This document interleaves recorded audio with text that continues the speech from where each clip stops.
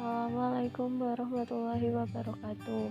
Alhamdulillahirrabbilalamin. Wassalatu wassalamu ala asyrofil anbiya'i wal mursalin wa ala alihi wa sahbihi ajma'in, amma ba'du.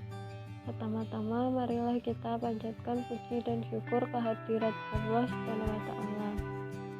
Shalawat serta salam semoga senantiasa tercurahkan, limpahkan kepada panutan kita semua, yakni Habibana wa Nabiyana Muhammad Sallallahu Alaihi Wasallam. Berikut para keluarganya, sahabatnya, tabi'in, tabiatnya, hingga sampai kepada kita selaku umatnya. Amin ya rabbal alamin. Saya ingin menyampaikan bahwa ceramah yang berjudul keutamaan membaca dan menghafal Al-Quran. Al-Quran adalah wahyu yang telah diturunkan Allah kepada Nabi Muhammad SAW sebagai penerang, petunjuk, dan pedoman serta rahmat yang kekal abadi, sekaligus menjadi mukjizat dan bukti kebenaran risalah Rasulullah SAW.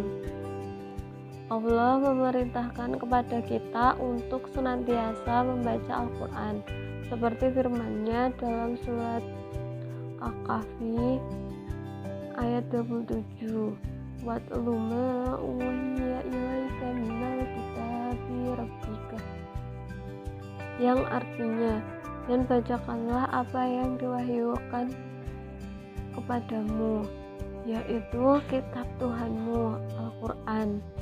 Sebagai orang malas membaca Al-Quran padahal di dalamnya terdapat petunjuk untuk hidup di dunia, dan sebagai orang yang juga merasa tidak punya waktu untuk membaca Al-Quran, padahal perlu diperhatikan bahwa Allah akan memberikan keuntungan-keuntungan bagi orang yang membaca Al-Quran.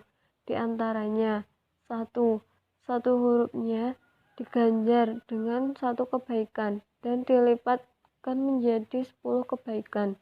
Dengan kalimat basmalah saja sudah mencapai lebih dari 100 kebaikan. Subhanallah. 2. Akan menghapus dosa bagi orang yang terus-menerus membaca Al-Quran hingga menjadi kebiasaannya.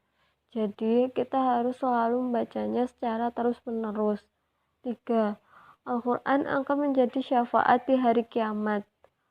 Abu Umamah Al-Bahili radhiyallahu anhu berkata, "Aku telah mendengar Rasulullah SAW bersabda, bacalah Al-Quran karena sesungguhnya dia akan datang kepada hari kiamat sebagai pemberi syafaat kepada orang yang membacanya." Muslim. 4. Mendapatkan ketenangan hati, sebagaimana dituangkan dalam surat Al-Isra ayat 82, bahwa Al-Quran diturunkan Allah SWT untuk menjadi obat segala macam penyakit kejiwaan, sehingga keutamaan membaca Al-Quran di rumah ataupun di masjid akan mendapatkan ketenangan jiwa.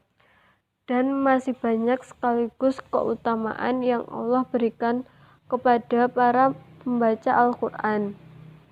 Selain membacanya, agar kita bisa lebih dekat dengan Al-Quran adalah dengan menghafalnya. Kita semua tahu bahwa Al-Quran merupakan satu-satunya kitab suci di muka bumi ini yang terjaga baik secara lafaz dan isinya. Hal ini merupakan janji Allah Subhanahu wa ta'ala yang akan selalu menjaganya sampai hari kiamat. Salah satu penjagaan Allah Subhanahu wa ta'ala terhadap Al-Quran adalah dengan memuliakan para penghafalnya. Dan ada beberapa keutamaan bagi orang yang menghafal Al-Quran. 1. Hati seorang penghafal Al-Quran tidak akan kosong. Di dalamnya, hatinya selalu diisi oleh cahaya Al-Quran. Dia akan selalu merasakan ketenangan di dalam hidupnya. 2. Penghafal Al-Quran akan memakai mahkota kehormatan.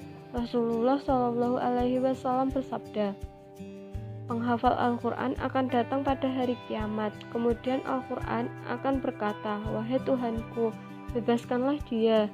Kemudian orang itu dipakaikan mahkota karamah atau kehormatan. Al-Quran kembali meminta, "Wahai Tuhanku, tambahkanlah." Maka orang itu dipakaikan jubah karamah. Kemudian Al-Quran memohon lagi, "Wahai Tuhanku, ridhoilah dia."